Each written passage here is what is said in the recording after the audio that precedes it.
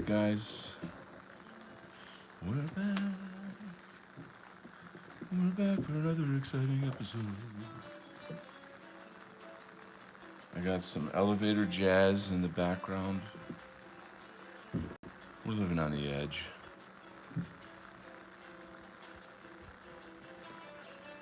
Got that kind of Latin swing or something. Anyway, how are you?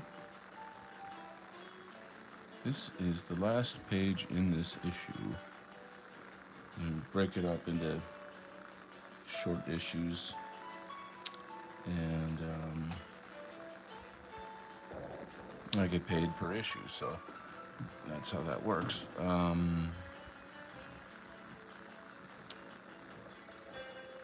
The thing is, I'm moving.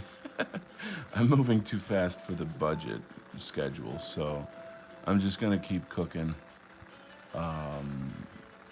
Because we got to get this book out by Christmas, and there's a lot yet to accomplish with that. So that's what it is. So, see, that's called taking one for the team. Okay, get with it.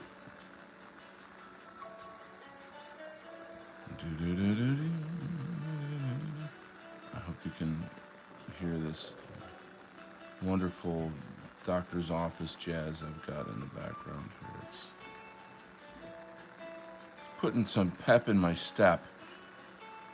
You know what I'm saying?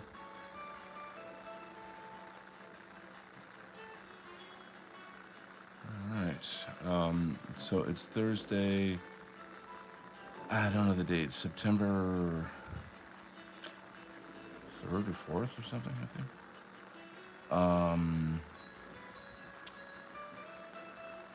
What's the scoop? Betty Boop. What's the lowdown, Brown? I just got back in town. Let's see.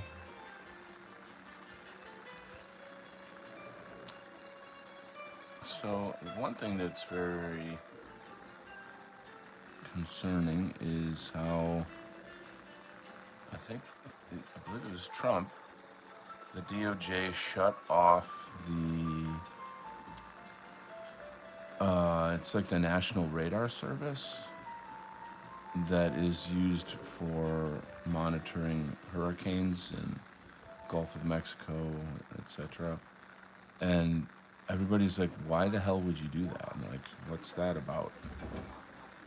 It's very, very sus. Very sus. Knowing me, my theory on it is that they're shutting off the radar service to block people from seeing any kind of UFO activity that is expected. So how you like them apples? Yeah, I could be wrong. But here's the thing. Unlike many people out there who cannot admit they are wrong when they are wrong, I can. It's a little thing called adulthood. Look it up.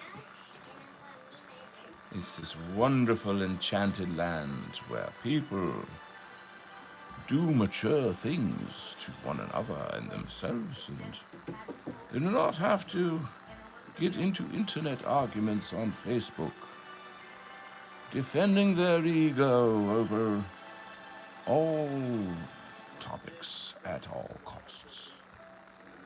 No. The truth reigns supreme in the world of adulthood. And we cannot live by a lie. No, nay, I must say. Oh man, that elevator jazz just right in the feels. Ooh.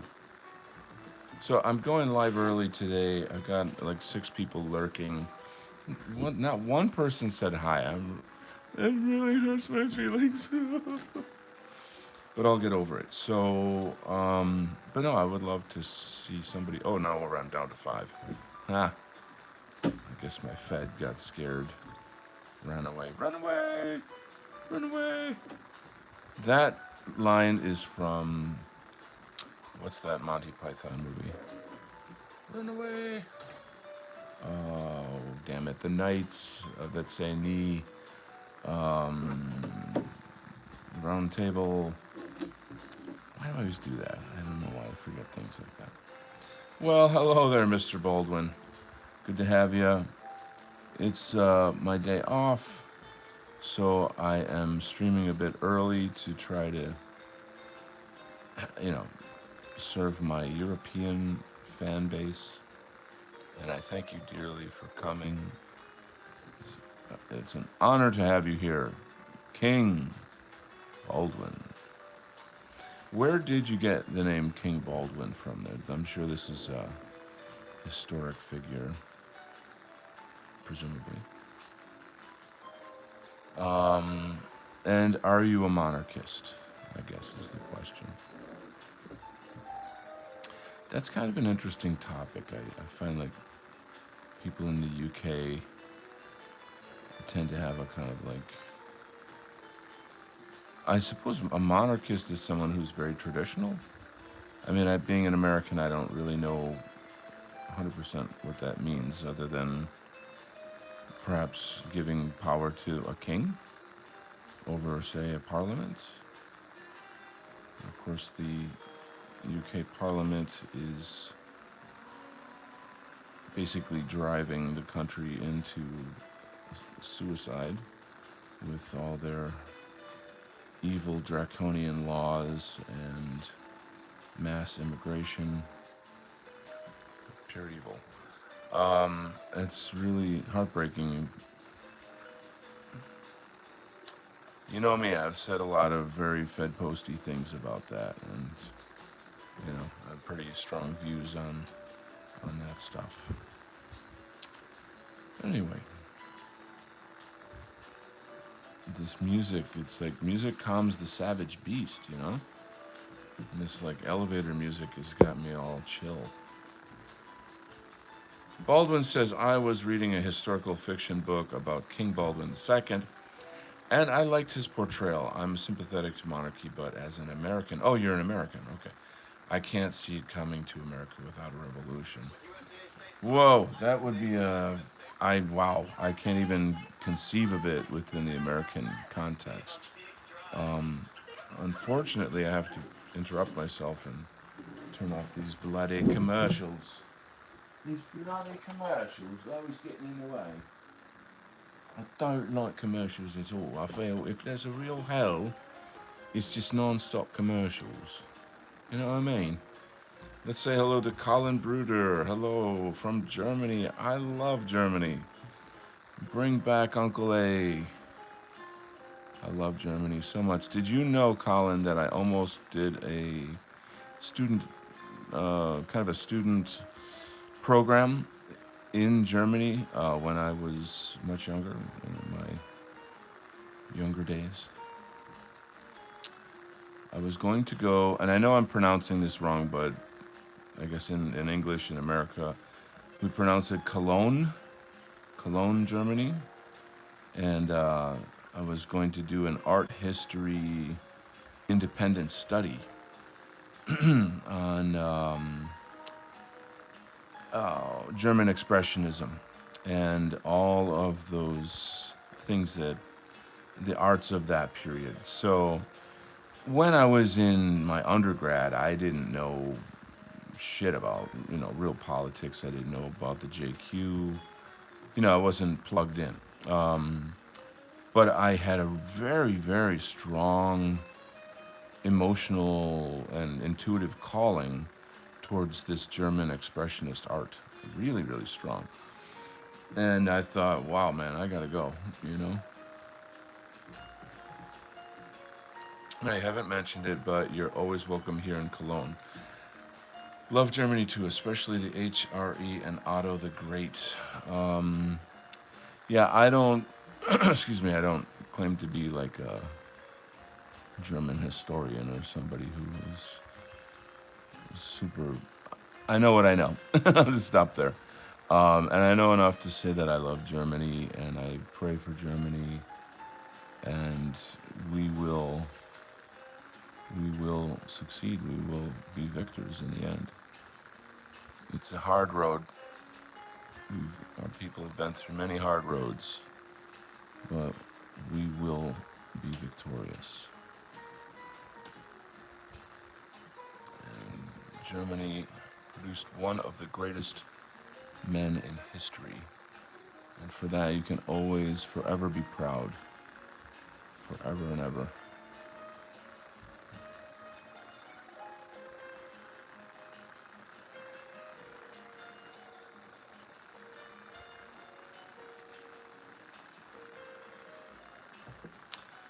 Colin says, so you've had an Anung derives from the word Anen, ancestors, literally the idea that you have knowledge passed down from your ancestors. I'm gonna say yes. I'm gonna say yes to that. I don't know how else to say it, but just simply yes. That is a real thing. The world of like intuition is the artist's world. Like we're totally at home in this place, and I I understand that sort of the common person who's very materialistic and scientific, they don't get that. They don't understand that. They don't have those kind of experiences. They kind of block their hearts through their minds, and it's not a good thing. But there it is, and there you go. And now you know. I'm looking at some old pages for reference. That's the one slightly annoying thing about doing comics is that you gotta double check a million times. Like, so I'm looking to see like, does this character have an earring? You know, and it's like probably something nobody's gonna notice, but like it's like yes, he does have an earring, so I have to go back and make sure that it's on there.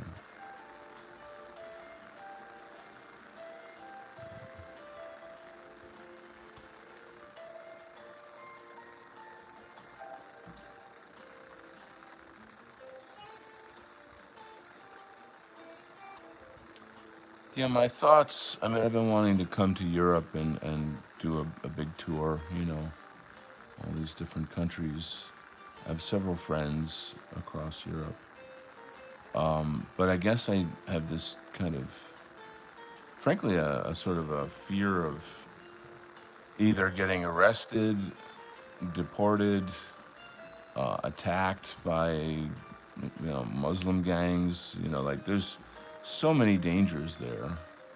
I assume that somehow or other they would, at the airport or something, they'd figure out who I am, maybe not, but you see, like, there's a lot of paranoia, which is not fun. The other thing is I'd be kind of like, other than my son, I would be like, why should I come back to America? Hello to Len Graham. Well, looky here. Hi, Don. How we doing, Len? What is shaking in your world? What is going down, Brown? But I gotta make it. I gotta get over there. I don't know when or how, but somehow I've got to do it before I die. It's my bucket list. There's just a lot of stuff going on in my life that is not stuff I want to talk about on the show, but it just makes it so that I can't just up and go, you know. This is an interesting part of the story here. This guy has this kind of, I don't know what to call it. It's a kind of a nanotechnology suit that can change forms, and he changed the suit into the shape of a missile, and but then he makes his face appear on the missile in a kind of like a bas relief, where then he talks to the characters through that kind of puppet face, so to speak. So that's kind of a neat thing in the story, a neat device, if you will.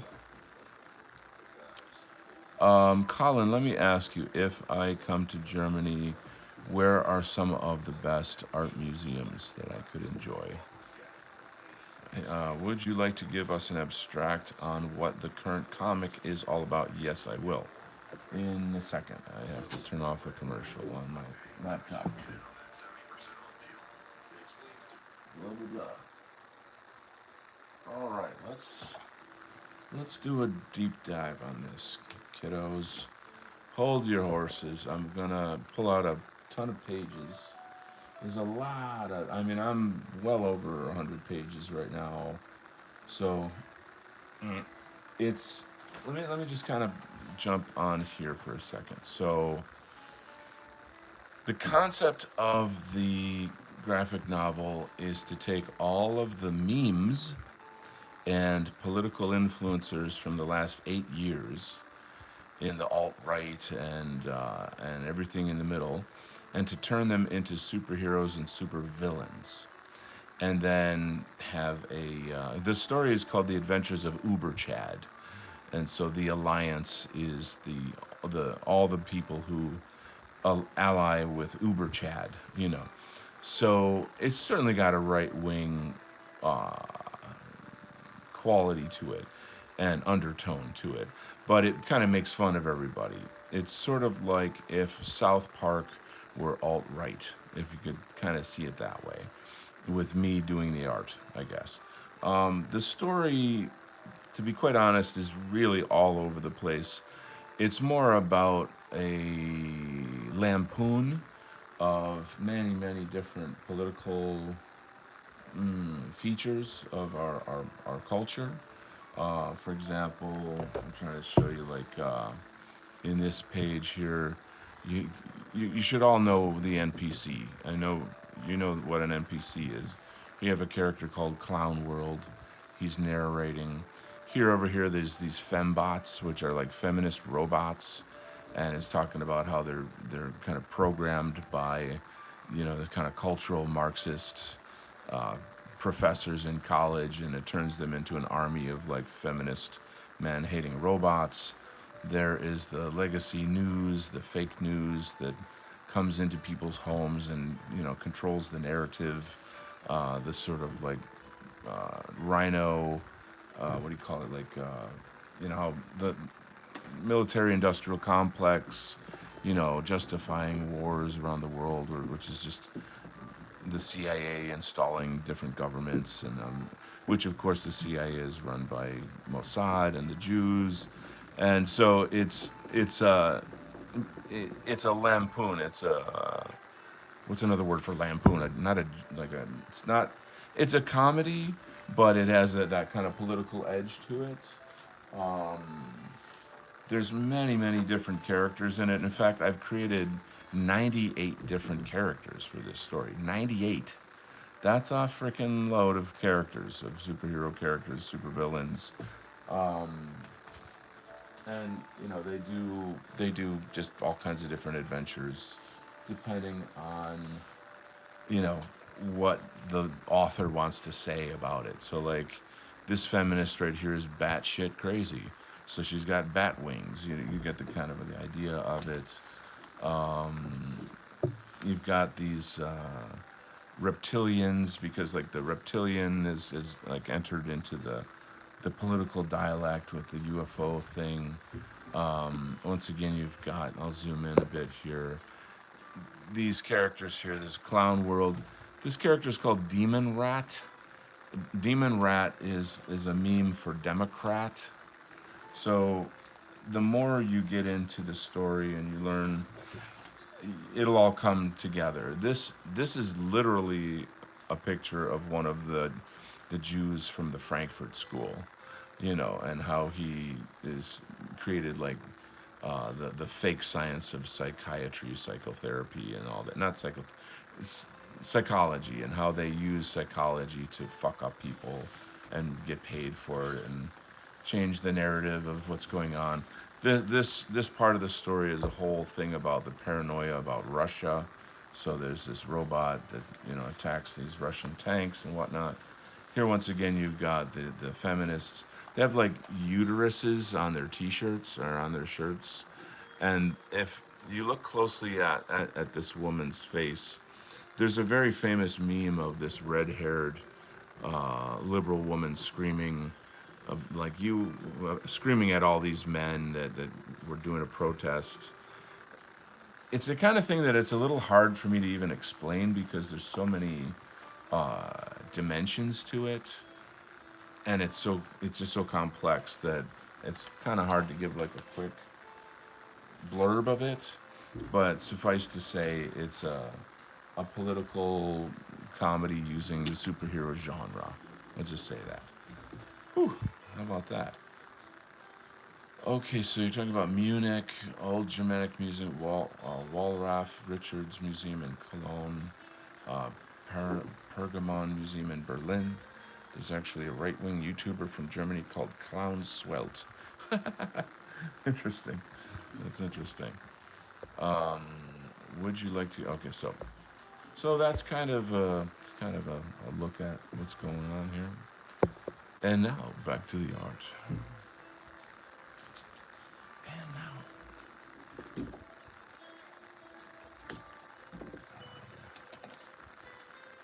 and also like if I come to Germany, what are some things that you can kind of advise me not to do? Now I kind of sort of obviously know that like I'm not gonna be walking around with a swastika armband or something like that. But you know what I mean. I'm actually a little more concerned about just things like what are normal ways of behaving around Germans? Like what kind of norms, like social norms and things. So like, for example, I lived in Japan for years, and I know like the social norms of the Japanese and what to do and not to do, what to say, what not to say, things of that nature. Like I'm curious what rules I would need to know regarding, going to Germany. Len Graham says, "Will you handle the coloring yourself or pass it over to?" No, we have a guy. We pay a guy to do the coloring. That's I've done coloring. It's very time consuming, very tedious. I'm not a fan. It's just not my thing. You do have to. You really do have to be an artist. You really do have to understand the art of painting. It's even though it's digital, it's still painting. You're still working with light and shadow and anatomy and various things of this nature. So it's a thing. His style, I guess, is a little. I don't know. It's appropriate for this book, meaning it's very colorful. Like he adds like a great deal of just color. So it's really eye catching. You know what I'm saying? And as such, I think it makes for a more enjoyable book. You know, I tend to like coloring that is sort of moody and dark and just has a different kind of character to it. When I finally get my graphic novel colorized, I will pick a colorist that can do that kind of coloring. Um, yeah. By the way, I was just talking about this meme of this red-haired feminist. If you, that's her. That's almost identical to the image from the meme where she's saying like you white people have no culture and all that stuff. Um, blah blah blah. Anyway, there it is.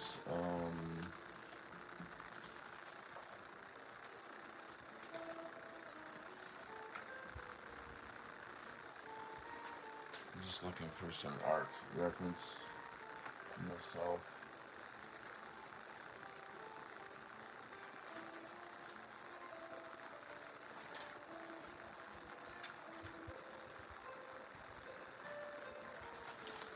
Okay.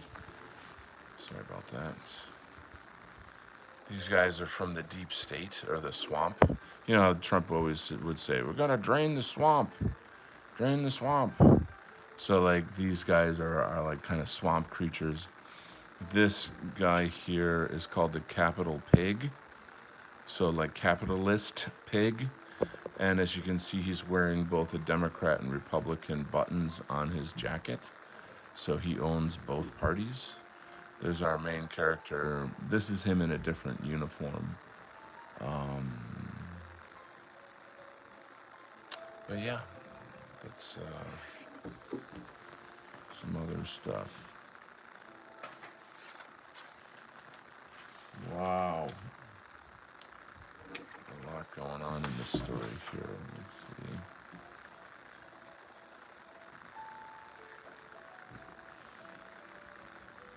This character is kind of funny. He's the head of a yoga studio, and he's like one of these like liberal men that take on like fake Eastern religion to impress liberal women and bag them, you know.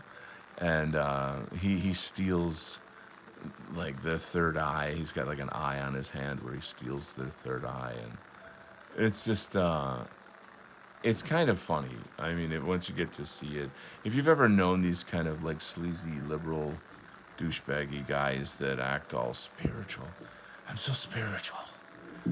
I'm so spiritual that I can't tolerate being around conservatives. Right. Oh, that's spiritual. I see. Okay, I gotcha.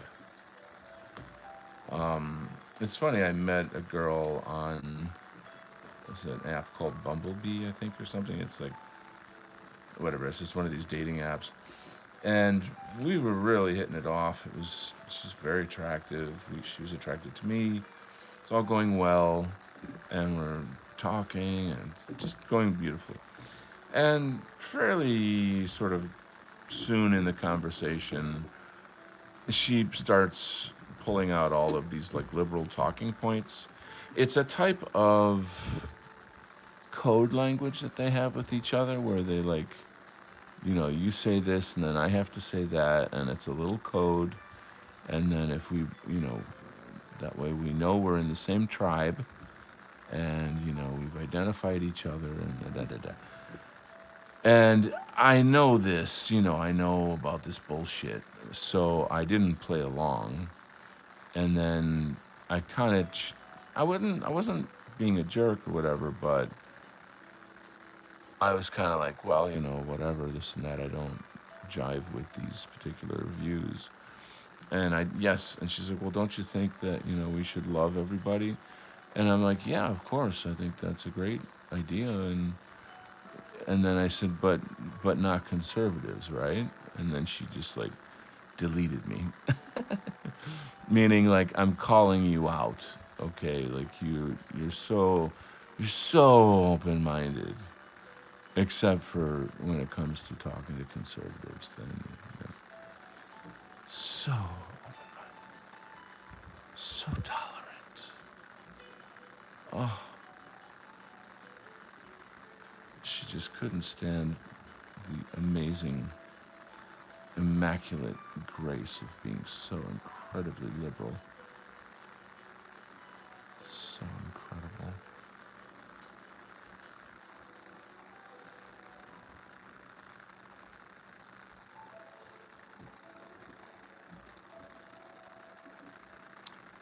But that's in a way that's kind of sad because it just shows you like how hard the dating world is out there. There's like women in a specific generation, and I just read an article on this. Like statistically, almost all of them are liberal. You know, it's very very or have like kind of liberal leaning views and or will not stand up for anything conservative because they're afraid of getting canceled. So we live in a culture where people are threatened, that you keep your mouth shut and you go along with the crowd, otherwise you're getting canceled.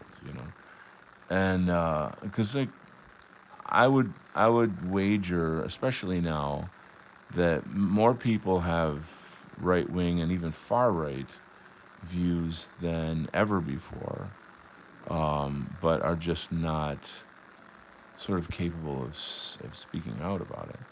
I was just at this farmer's market, like, was it yesterday actually?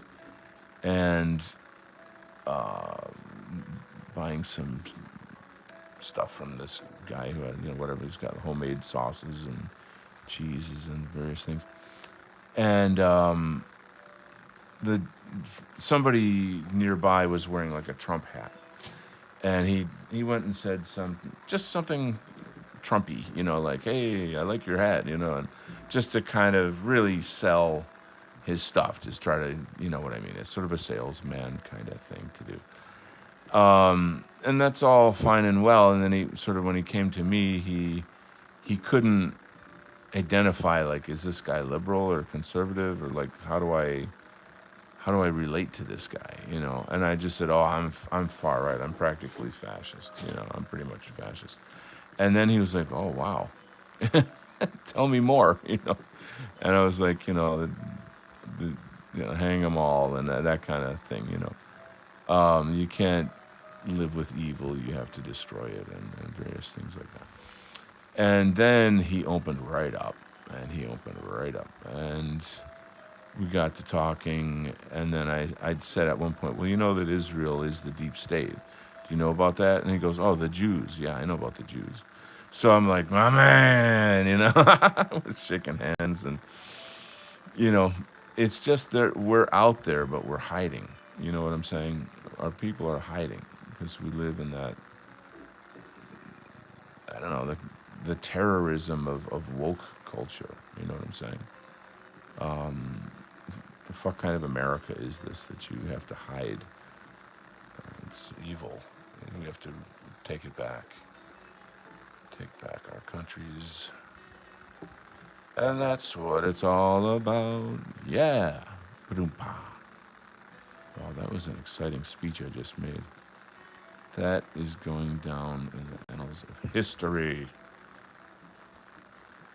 I have to learn how to speak more like Uncle A, where he, like, that kind of gravelly screeching he makes when he's really overly excited about stuff.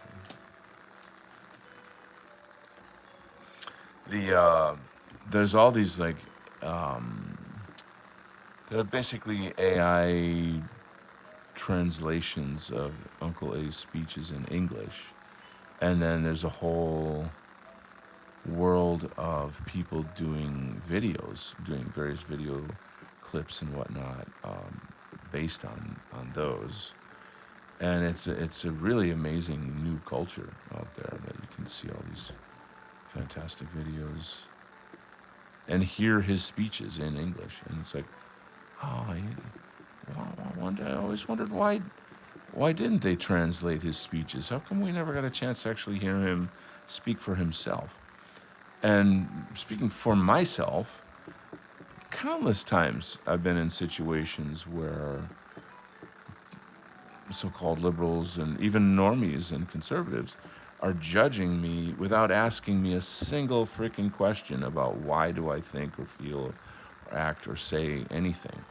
They just, it's like, okay, I've judged you and you're done. You don't get a chance. You don't get your day in court. You don't get to say anything, And like, I struggle with these feelings of anger and hatred towards people like that. Mainly because this just is not healthy. It's not healthy to have that kind of emotion in you. No matter how legitimate it is, it's just, you know what I'm saying. It's just not healthy. So tough to say.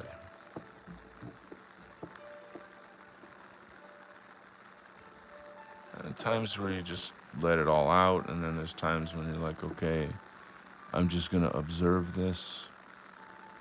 I'm gonna just observe this feeling.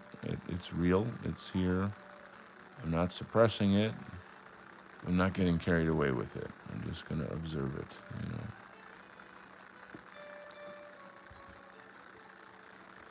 Oh, interesting point on that.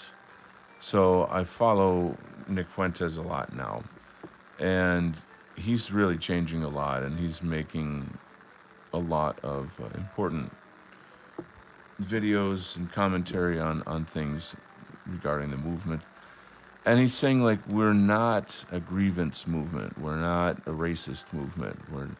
He says that the battle is not black versus white. It's us versus the devil. You know, it's sort of God versus the devil. That's the battle, and on and blah blah blah and Nick Fuentes stuff. And so like you could look that up. And then he was basically saying if you're a follower of mine and you want me to just constantly shout the N word and complain about what people are doing and shit, then go, you know, how did he say? He said, like, Blood Tribe is down the hall and to the left. Like, get out. This is not. Do you guys know who Blood Tribe is? So I was really impressed to see the progress that he's making in terms of that. So he recognizes that he's a future leader. It's just there's no. It's just it's I just I'm telling you it's inevitable. I love the idea of him and Steve Bannon working together. I think that's extraordinary. I don't know where that is on the timeline. Like how close are we to that? Uh, just the fact that it's being talked about is certainly a movement forward.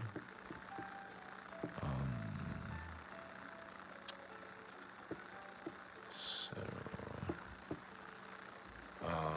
let's see. Read some comments. I'm really behind in my comments. Say quick hi to Chief Moody. What paper do you use to draw? Not the right kind. I'm cheap. I don't use the normal Bristol board. It's called Bristol board. You can order it on the internet. It comes pre-made with like light blue lines on it that indicate where the page gets cut at the printer, where the full bleed is, where blah blah blah, where to put your panels inside, da da da. But that also has little lines that said like issue one, or what the series name is, the issue and the series and the page number, and your name, you know, artist, da da. So those are like $1 each, and I'm sorry, I figured out a way to use cheap paper and not make it bleed because these tools, this is a very good control of ink flow, and plus the way that I use it, I know how to not let it bleed. Years of practice, you learn tricks of the trade and stuff like that. But anyway, let's get back to some chatteroonies, see what we got shaping. Hey, by the way, Chief Moody, the show with Mark Collette on the film 28 Days Later, I think it was. I enjoyed the show. Is all I'm saying. So like, if anybody gets a chance to look up the show, you should do that. It's pretty good.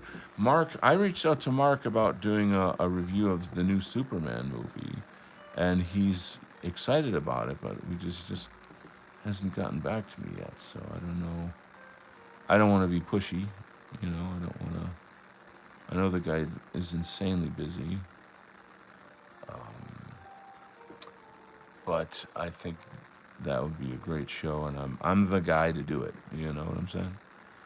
I think that you do.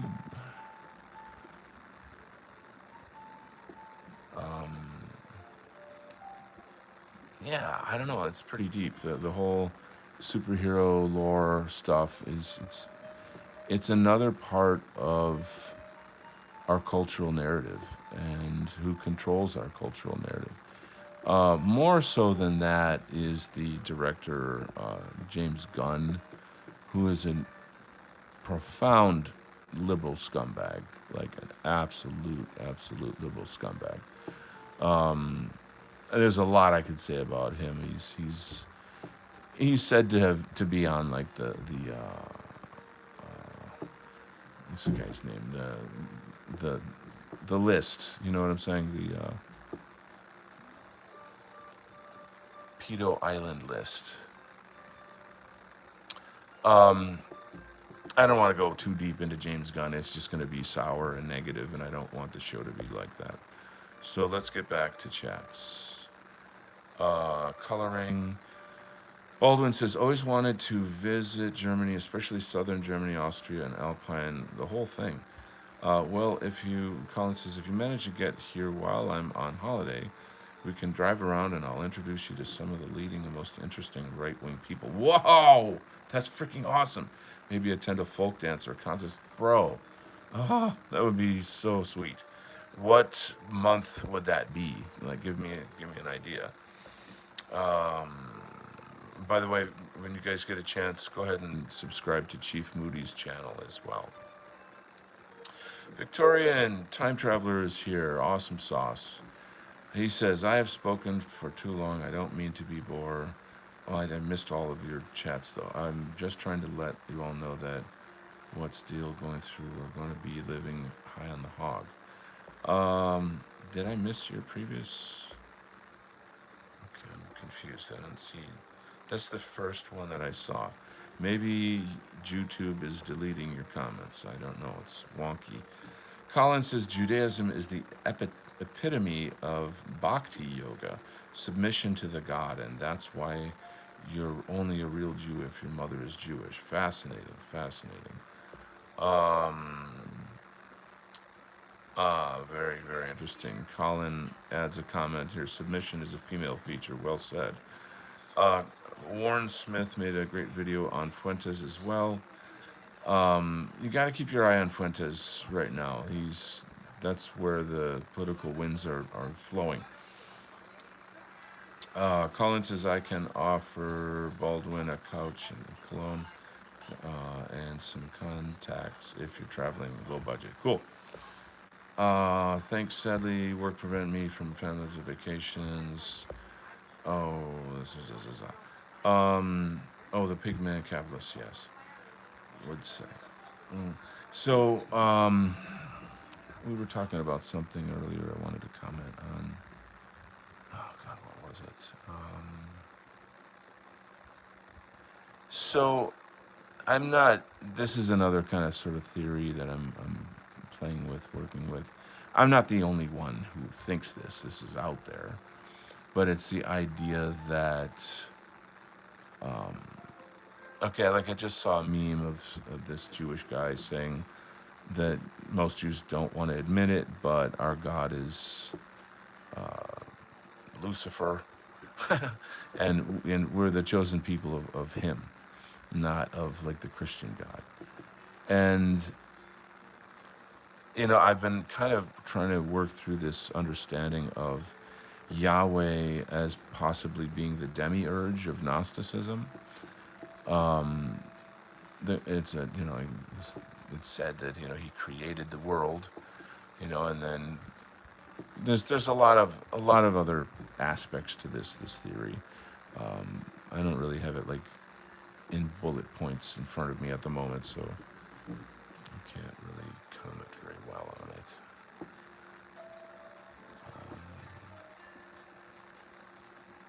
Unfortunately.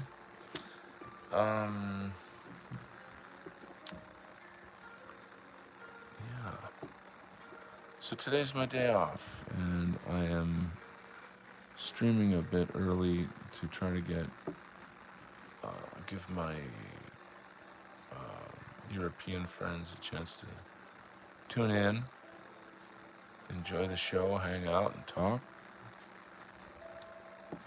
So far, so good. That's great.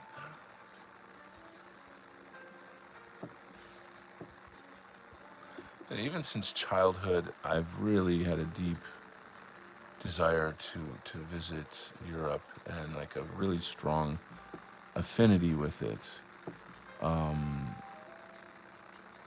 It's just sort of always understood as like the homeland, like the place where we're from, and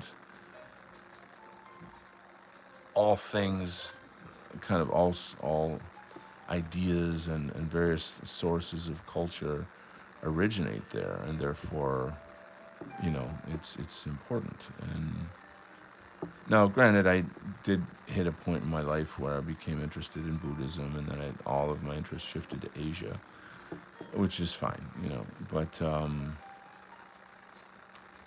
it's still there. It's still embedded in me.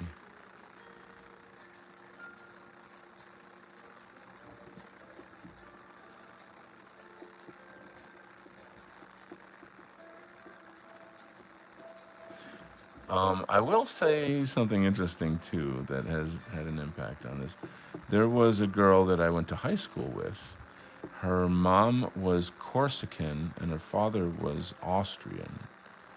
And every summer she would go live in Corsica with family there. She spoke French fluently. Essentially, I thought of her as a French girl. And boy, did I have a crush on her in high school. Holy cow. And we were in the same friend group and spent lots of time together and da da da da da. This really good stuff. She's very different. She's definitely not your average American girl. She clearly had some kind of European flair to her that was super attractive to me. And certainly out of my league in a way too, just partly because of how beautiful she was. But anyway, whatever, I just couldn't help but kind of have a secret crush on her. Well, college came and we all went off to college and did our thing and this and that. And then somehow or other, after like maybe 2 years of college, we somehow reconnected. I don't know how that happened, but and then we became lovers. Whoa! So that was like really, really awesome. It was a really beautiful time in my life. Just saying. So I kind of have this thing for French girls, which, granted, she's half Austrian, but which is an amazing mix if you think about it. But I guess maybe secretly I want to pursue that, like the dream of living in a French film where you've got this like extraordinarily fabulous existential French girlfriend whose every moment of existence is just overloaded with aesthetic beauty and power. And I should probably stop talking about this. But wow, yeah, that was extraordinary. It didn't last forever, sadly. I was heartbroken, but she was like, moving on in her life or whatever. And I can say I was, very happy that we had that time. And then, just to make it, just round out the story, many years later, just, I'm just divorced. I'm really, really, you know, torn up about it. I'm really in a very, very bad place, emotionally. And this is again long before I became Donald Kent and all that stuff that you know. But and then I don't know. I must have been some sort of a high school reunion. I think that maybe, but we connected again. And then here's the fucked up thing: is that she was looking to get a divorce, and like she was definitely in the process, like speaking to the lawyers and doing what you got to do, whatever. And so we met for coffee, and by this time though, to look at the two of us, like we were just like life had kicked the fucking shit out of us by this time. Like we were very, very burned out, and suffering a lot, from the devastation of like being in relationships with narcissistic sociopaths. And it shows. Believe me, man, it fucking shows. When you've been through years of emotional, mental abuse, that shit fucking wears you right down. But whatever. There was some exchange. There was a definite energy there, but it didn't really manifest. She's kind of going through her things, and at least we were just kind of able to connect a little bit and just sort of share some friendship love, platonic love. Well, we could.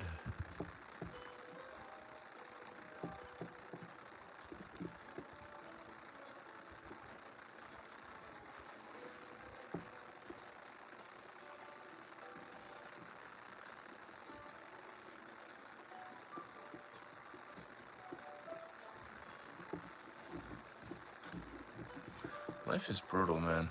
It's fucking hard. It's just I have this saying that like you how do I put this? Like the most important decisions that you have to make in life are come when you're least capable of making those decisions. When you're a young man and you're choosing your wife and you're filled with hormones and you don't understand what marriage should be or is or you don't or you're lying to yourself about this person because you feel like God, it's time to get married and I have to blah blah blah blah blah. There's just all kinds of dumb shit that goes on in a young person's mind.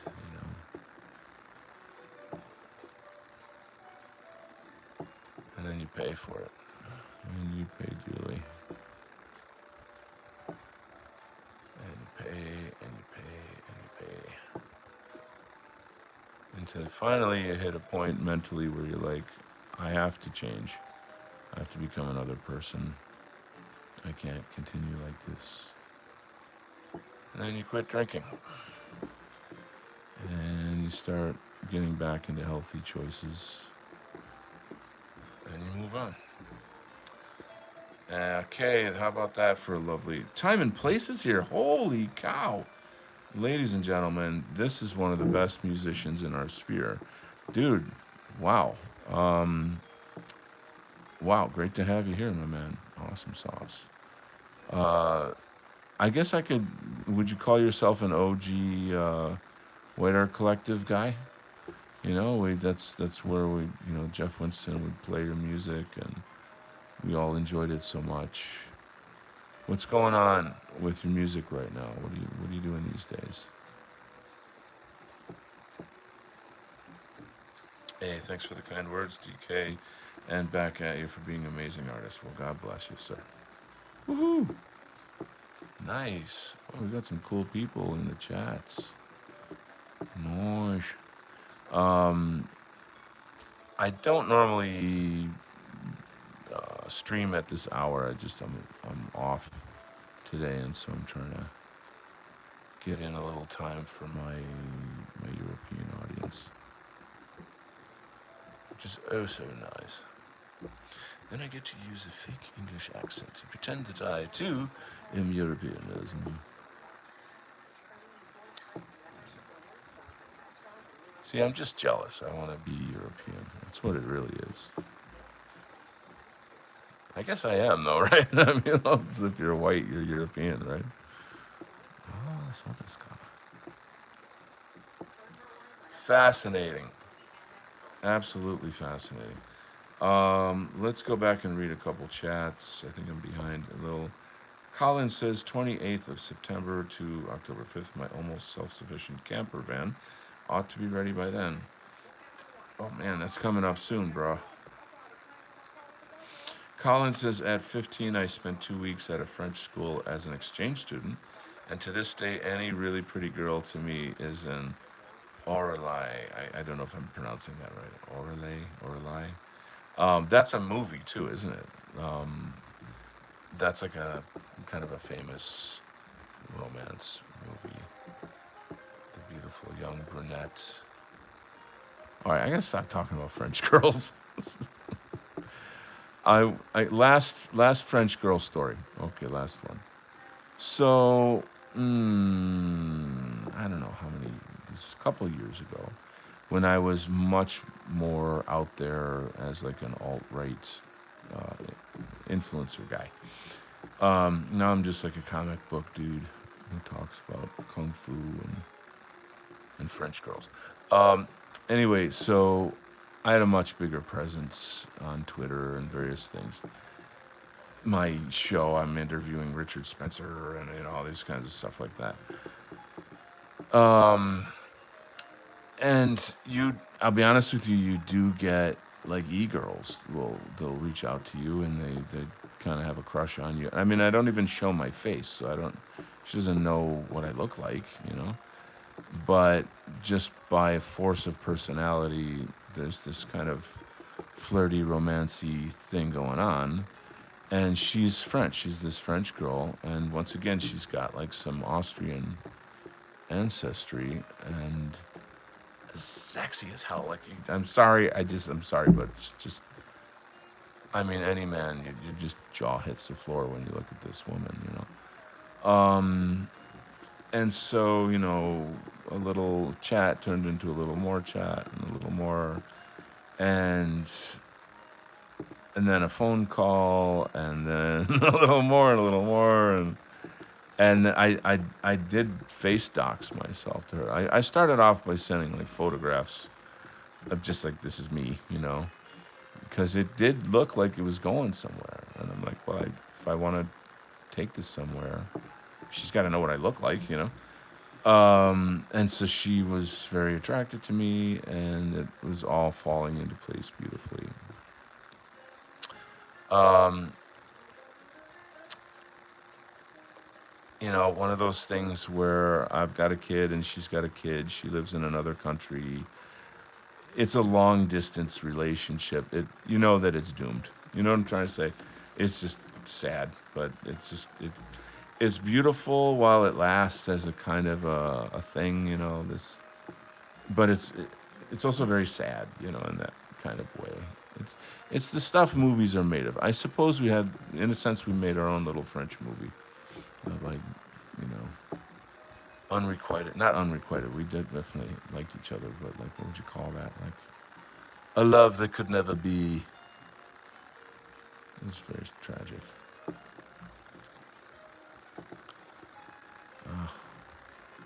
Meanwhile, I'm like the fucking king of pain over here. It's so lonely. Ugh.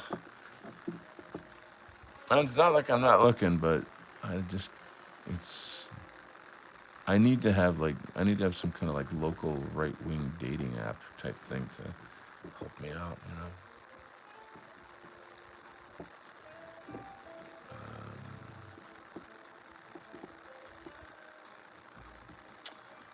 Well, there you go, and now you know. Let's see, time and place is here. Um, starting time and place is starting to make long form video essays here on YouTube soon. We will be making content for our people. You're an inspiration for all you do, friend. I'm very grateful for that. I appreciate you so much. Tell me more about these long form videos. I mean, your music's great. I love your music, but I didn't know you were going to actually do like commentaries and things of that nature. So if you could get into that, I'd love to know more about that. And maybe we need to have you on my channel and do like a retrospective of your music. Would you like to do that? That'd be fun. That'd be a great time.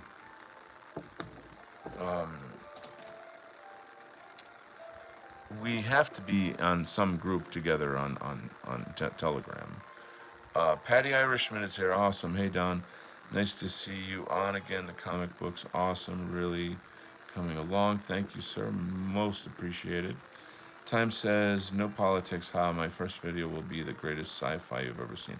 Oh, that's fine. That's fine. I'm big into sci-fi, as you can imagine. I've been on like Aureus Press. I've worked with Dave Martell. Like I'm all about the sci-fi and that stuff. So you're in good company, my man.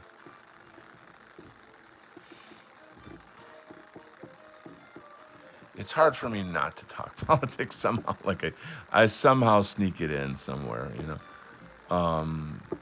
I've been on, and if you guys know Yiz, she's in the No White Guilt community, and she does a show called Discordant Dragons on Mondays, and I appear on there like maybe once a month, roughly, but definitely a regular guy, and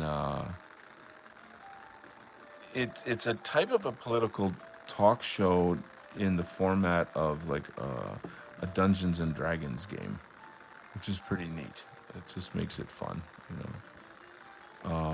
So I would recommend you check that out if you get a chance. Okay, Colin Bruder. No, it's a film that was released. Or what are we talking about? But way under the radar. I can't ruin the surprise. So you're saying that the film name is the greatest sci-fi film you've never done? Is that what you're saying? Good lord, man.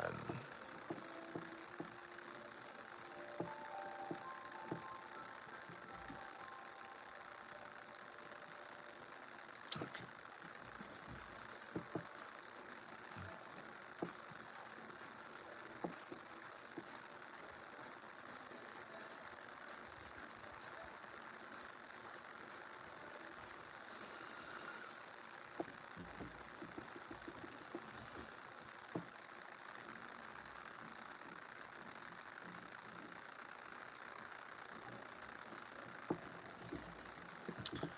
All right, we are moving forward. Moving right along. Tonight, even on a Thursday night. Yes, even on a Thursday night, Donald Kent goes dancing. No, I can't stay out late. I gotta work tomorrow, but I have a pretty easy day at work, so I can, I'll be drinking 5 hour energy drink or something to kind of keep my eyes open. But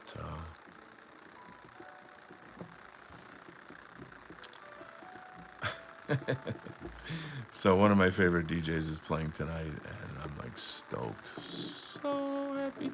So I've been reaching out to local friends, like, hey, meet me at this place, tonight. And it's gonna be a good time. This it's about the DJs. I mean, it's just like a band. Like if there's a good band and they're playing, you want to go see them.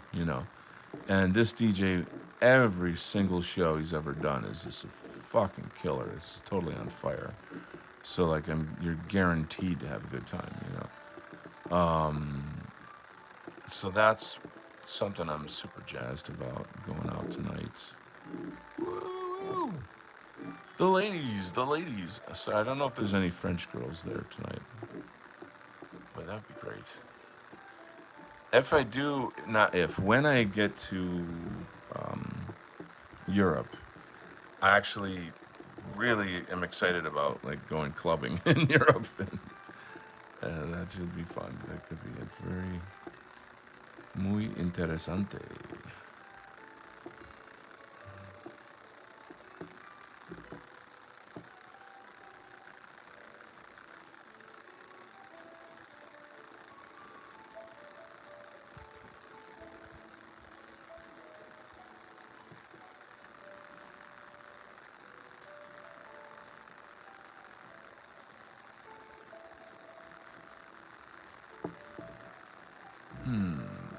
Um,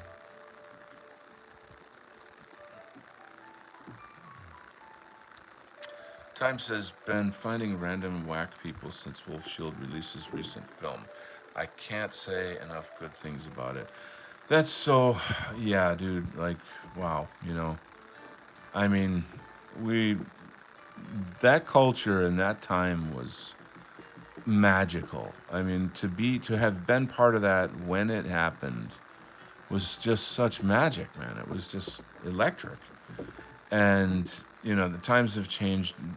Of course, Jeff tragically passed away, and we people have scattered, and everything's changed. Like everything's changed.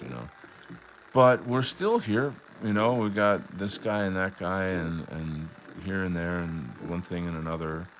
I mean, putting out a film. Can you imagine how hard that must have been for Wolf Shield and crew? That's no small endeavor right there. So we're here and we're doing stuff that I mean, frankly, I'm sorry, I'm off camera here. Let me back out of touch. Uh, I stream. I haven't been streaming as much lately, but I used to stream like every single night. That I wasn't dancing, I should say, with beautiful French girls. But just kidding.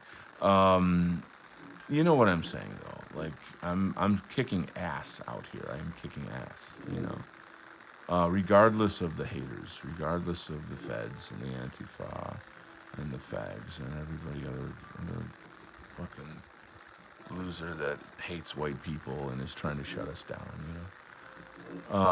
Despite the censorship, despite the fear mongers, you know,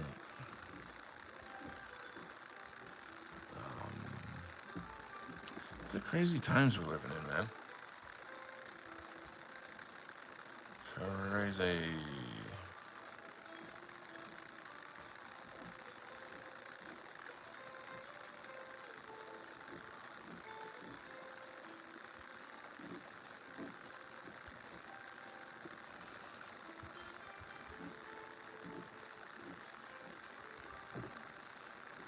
This music is so cheesy.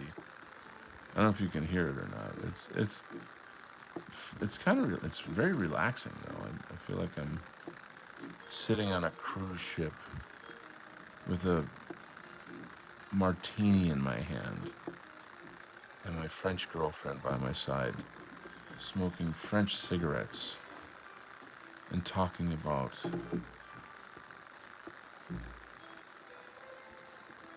19th century philosophy and painting,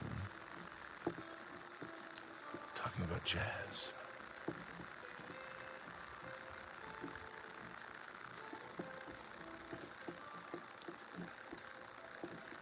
But yeah, back to the thing there. Those were great times. Jeff did what our collective shows almost 5 nights a week. He had the Mamas and the Pepes. He had Hyrith. Do you remember Nullis and I did a poetry show together? Those were incredible. They were like kind of long shows, but they were amazing. Like the stuff that we covered and the guests that he had on. Of course, my Imperium Art Show. If you guys don't know about my show called Imperium Art, if you're kind of new to my content, I urge you strongly to go into the playlists on this YouTube and look up Imperium Art. And what it is, it's a series of interviews with most of the top influencers of the so-called alt-right on the topic of art and what is the meaning, importance, and role of art and the artist in our dissident right culture. So you're going to see Joel Davis and Dave Martell and Mark Collette and Josh Neal and Richard Spencer and Frody Midjord and many, many big names that are important to us in our movement. And they all give their insights and views on the role of the arts. So it's a really cool show. And I'm an art teacher, so I just felt like I'm just going to nominate myself to do this. I have the background. Nobody is stepping up to the plate. So, get her done, kind of. And it turned out to be very successful. I got a name for myself. Hello to Momo Hime. It's actually my dream to publish and serialize comics.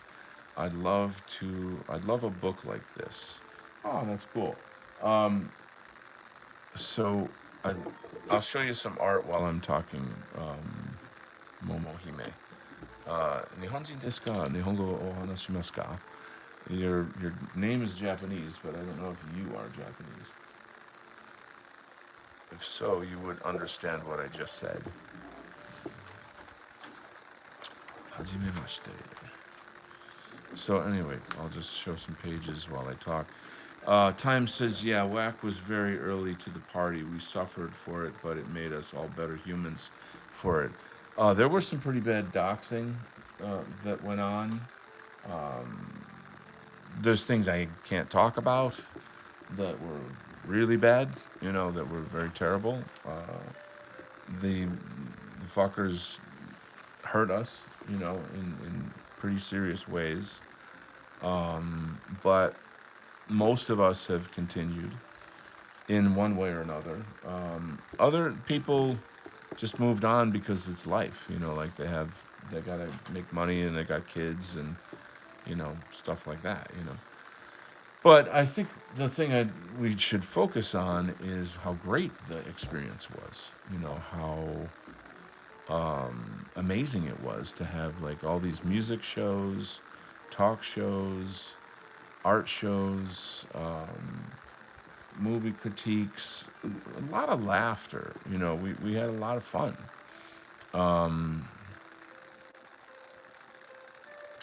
Just wow, just wow. And to have been a part of that little moment in history is pretty special. So I'm really proud of that.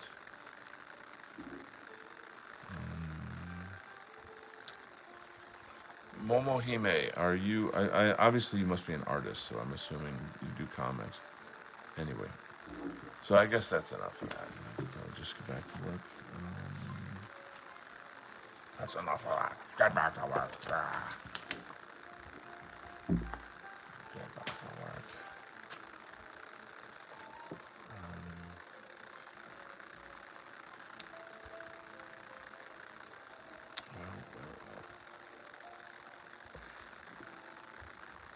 Okay, so time and places, Donald Kent and chat. It's been an absolute pleasure spending time with you all today. Have a great week out there, and I hope to see you all soon again. Please come back. Definitely come back, bro. Just reach out. Reach him out.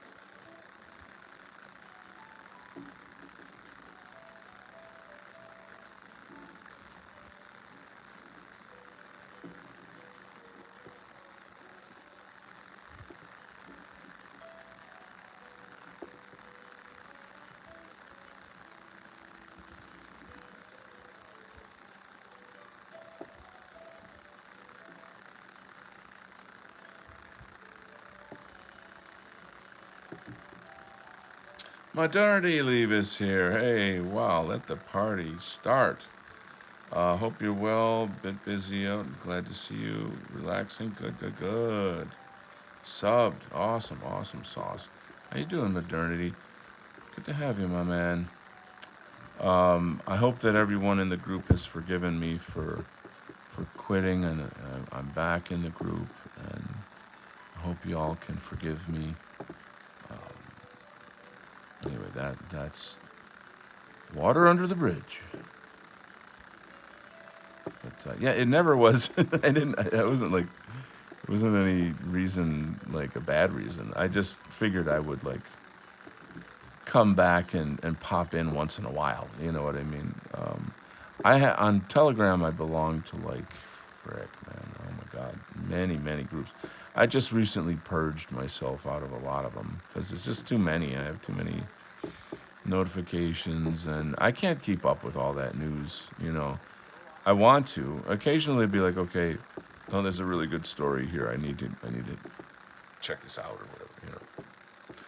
But it's just too many good groups on Telegram. It's all too much.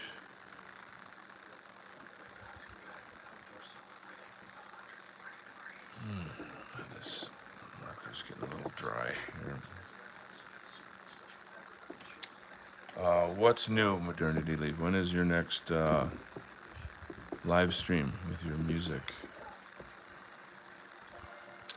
Patty Irishman says, I think your drawing work on this comic is getting smoother, more confident. As time goes on, thank you. It is, you are correct. Is it just my imagination, or are you totally in the groove now? Or in the grove now? I am in the groove. I am Groove Master. Groove Master Kent. Arhan Hundal has just arrived. And let's show his. Well, no, I guess I'm not going to show it. I do not draw hentai. I'm sorry, sir. I do not do Japanese porno. That's not my thing. I was wondering, like, why is YouTube censoring his comment? Oh, that's why. Okay. No, to me that's very strange. Like, why would you look at cartoons of porno? It's just very weird to me. Like, they're not real. I did live in Japan, though. Got a lot of stories if you want to hear about Japan and the culture and people. Zen Buddhism. Sumie painting. Traditional art. We talk about those things.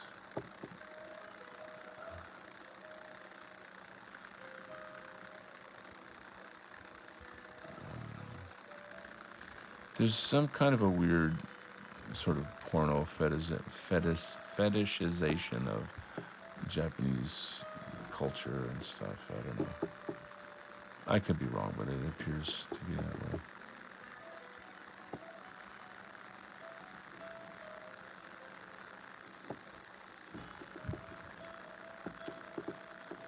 Yeah, over time, the flow with the marker is just more and more natural.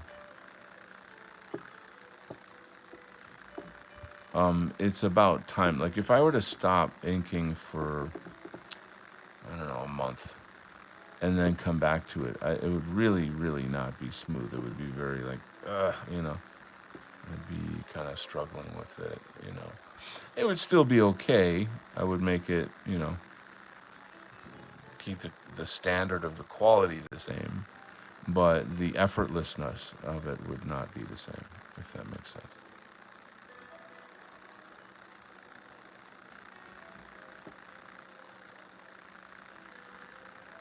And I'm not perfect either, but I try. Anyway, that's chill. Your art is fire. Thanks, man. I much appreciate your kind words. Thank you. Kind words. Yes, indeed.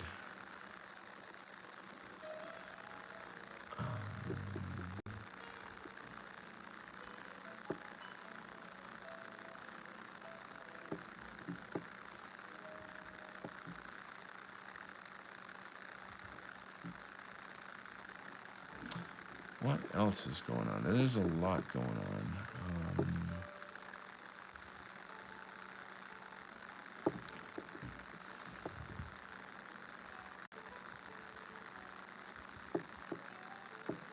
yeah, fall is here, back to school, all that stuff, changing of the seasons. I love fall. Fall is my favorite season. My birthday is in fall.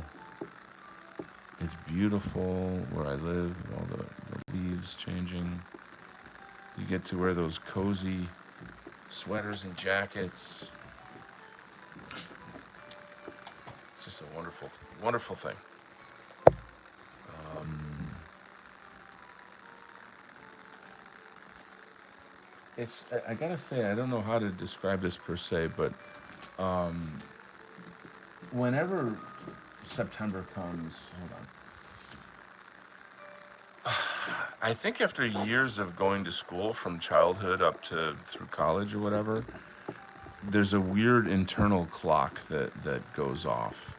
That's like, it's time to go back to school, you know. And I'm an adult. I'm not in school or whatever.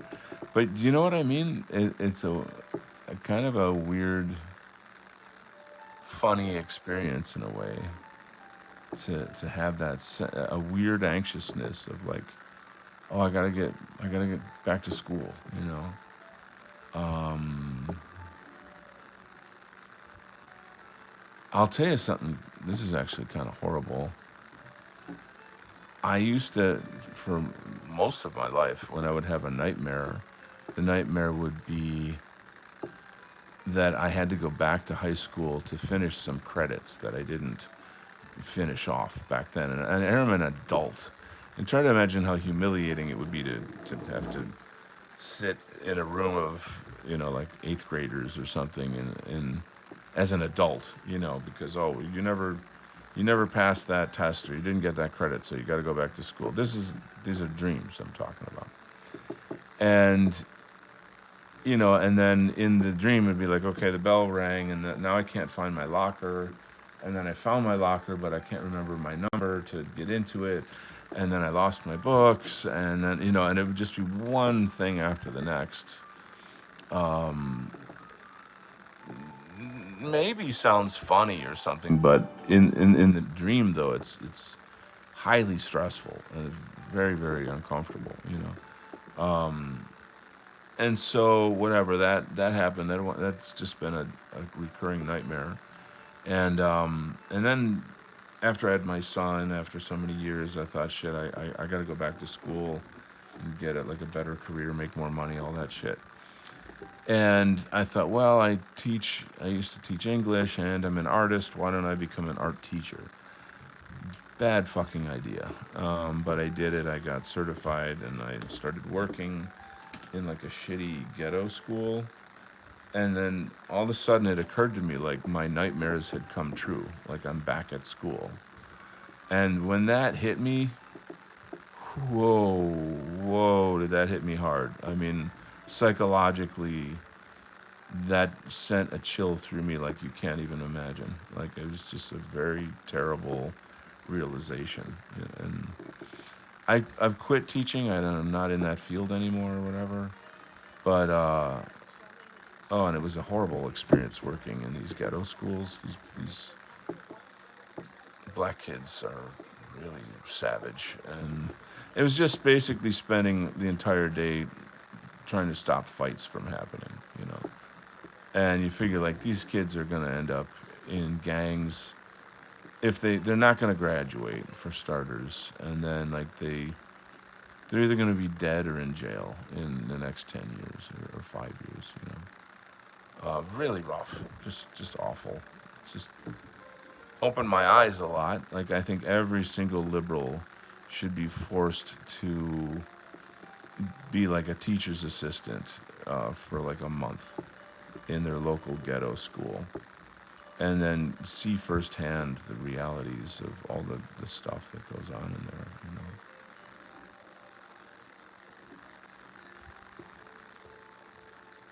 it's very terrible.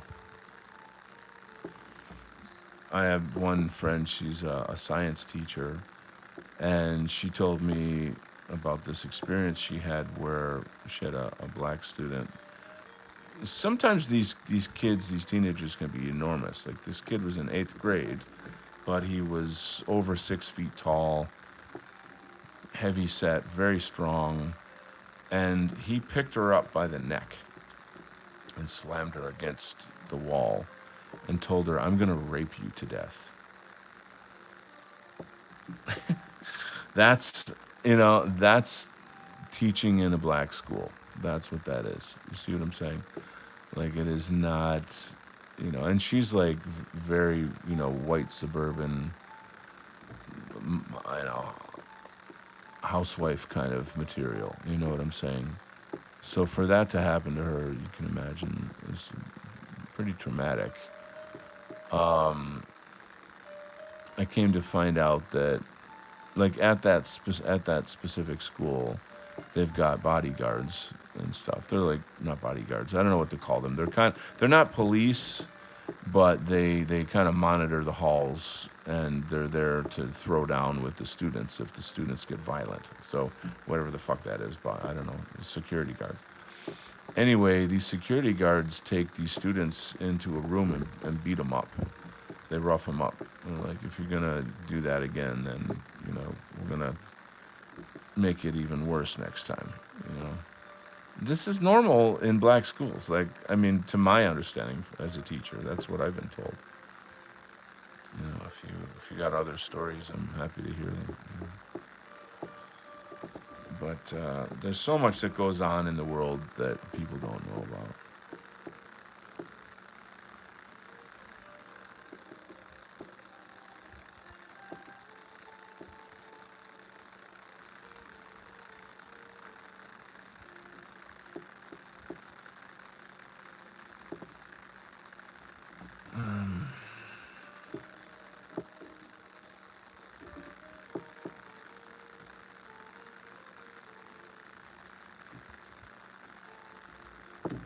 Let me read some. Hey there, that Mr. A is back. Hey, buddy.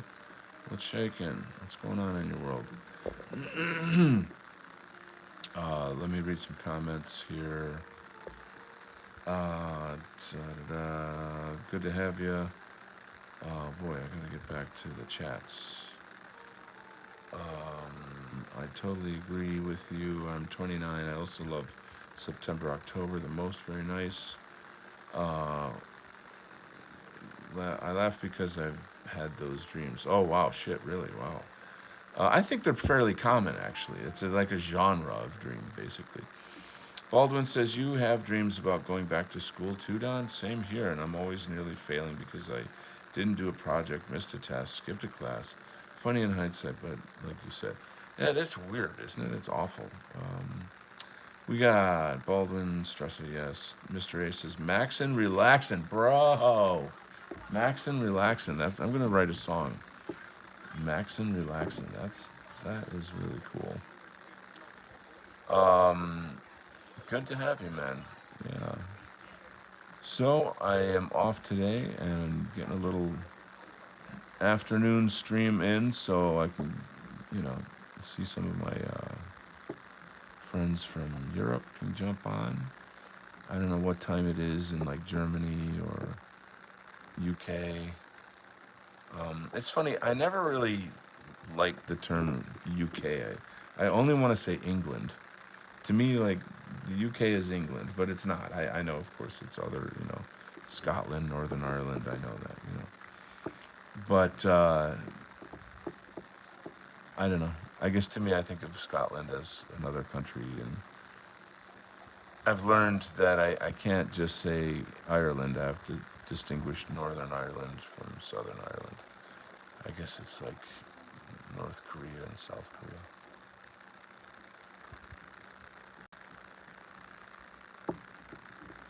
Anyway, having a beer and a J, listening to Luke Vibert and chilling here. Dude, you know about Luke Vibert? Wow, you're cool as hell, bro. I'm like the only other person who knows who Luke Vibert is. Do you listen to Christwagon? Do you hear of Christwagon? It's like one of his old music projects. I love Luke Vibert. That's cool. I say Britain when referring to the Isles. I prefer Great Britain. Great Britain. Actually, I think I'm gonna start saying Great Britain. I mean, UK it includes the other sort of, like I said, Scotland, Wales, Northern Ireland. But I think I don't know. England is just it's like what I grew up saying. Like in America, we would refer to that country as England. Instead of Great Britain. Which is lovely. That's a lovely name. But the people in England who speak English. That's where the English language came from. So they are English people.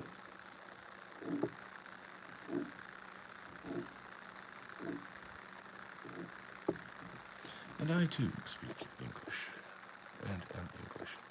I was shocked to discover that I actually have a lot more Scottish in me than I previously thought. I did some research on the etymology of my real name and my mom's maiden name, etc. And so if it's not Scottish, it's crap. Still can't do a great Scottish accent. I did one the other day with a Scottish friend on in the chat, and he gave me a 7 out of 10. He's like, it's okay, I'll give you a 7 out of 10. I'm like, oh boy, there's a lot of room for improvement here. you know, it's me, you, and Boxcar who are into Luke Vibert here, I guess.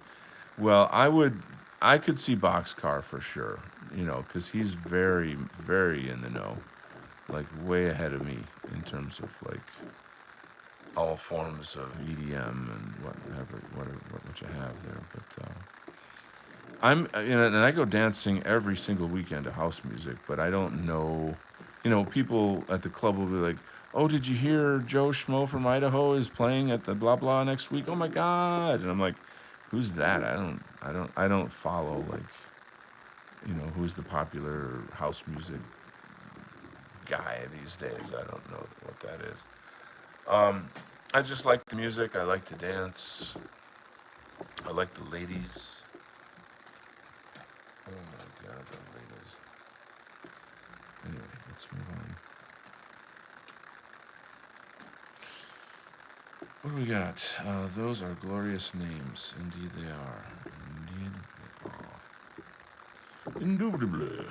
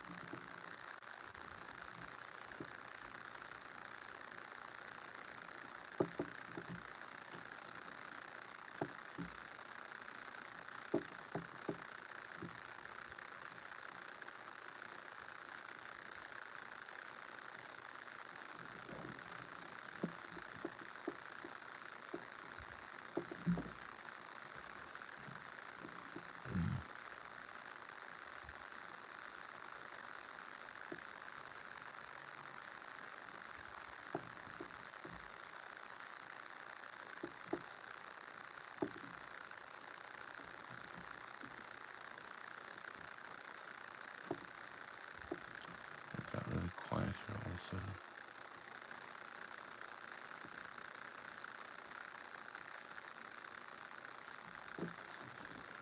And sometimes, sometimes I really need to shut up and concentrate.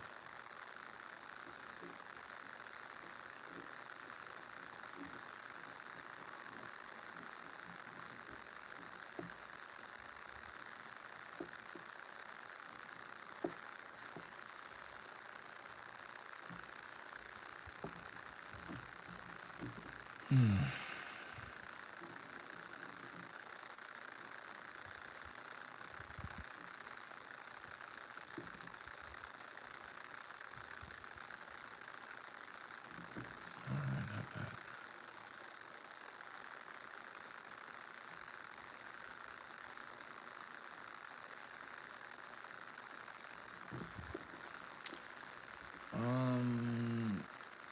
There are the popular ones and there are the classics. You'll catch up. Okay.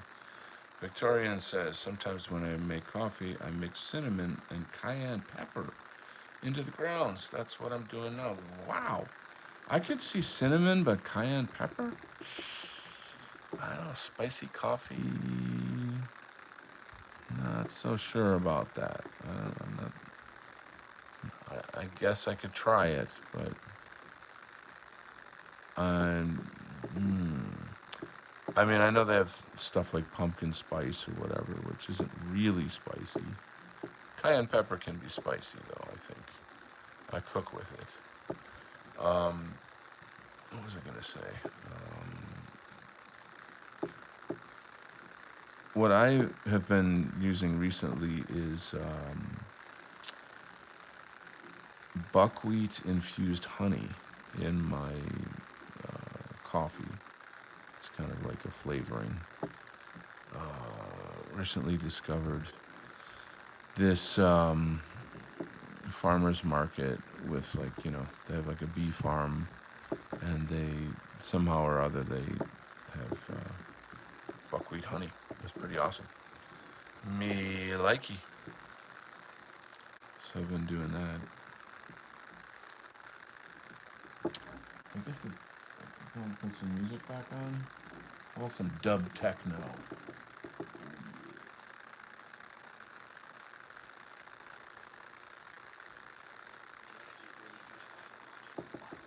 After a commercial, of course, right? Gotta have a commercial. Because that's what life is all about, is commercials. Buying things. Defining yourself by money.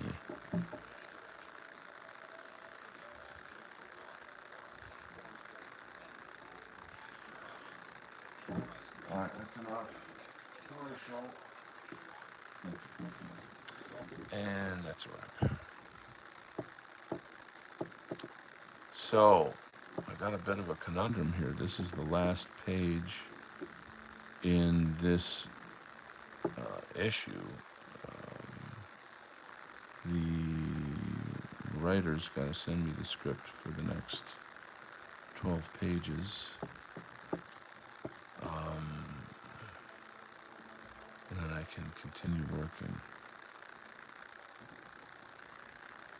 So it's probably going to be a little while until I'm streaming again, unless I'm streaming like a talk show or something of that nature. When I had Arval on, my computer was heating up and it was getting wonky. The show came out okay, but on my end, it was just behaving really badly, and I was a little like, oh shit, like this, is this show gonna work? Like, is this working or not? Thank God it did, especially for an important guest like that. But I need an upgrade on all my equipment. That's essentially what it all boils down to. I'm sorry to say that. Anyway, this is where we are going to part our ways, ladies and gentlemen. I appreciate your coming, but I think this is the end of the line for this page here. Yes. Let's read a little bit. Victorian says, it's very cool that Hani Can taste differently based on where the bees gather nectar. You can tell if the bees were near a coffee plantation or a juniper forest. Fascinating. Have you ever heard of Himalayan bee honey? They get it in Nepal, and I guess up in the mountains in the Himalayas in Nepal. The I don't know what it is about these bees, but the honey makes you stoned. Like it's super strong, and people get like stoned on it. I don't know. It's not like THC. I don't know what it is, but like I saw a kind of documentary, not documentary, just like one of these nature shows where like, hey, today we're in Nepal and we're joining these bee honey farmers and we're gonna go up the mountain and blah blah blah, blah. And they dangerously gather up this honey from these cliffs. Super dangerous. The bees up there are huge and scary. And then one of the guys was eating the honey and he just almost collapsed. Like his face was all red and his eyes are all glazed over. I'm like, that's crazy. Anyway, that's my fun time story at the end of this show. Thank you so much for joining me and hearing all my personal private secrets about my French romance and having some cool, fun people in the chat from Europe and elsewhere, friends from the White Art Collective coming by. What a cool community. I really appreciate you guys. Love you, and I will say sayonara until the next show. Please subscribe. Check out my link at the homepage of this YouTube. It'll take you to my book, Imperium Art. You can purchase a copy of that there. You can subscribe to my Substack. You can do a jig. You can do anything. God bless you. All right, gang. See you next time. Take care. Bye-bye.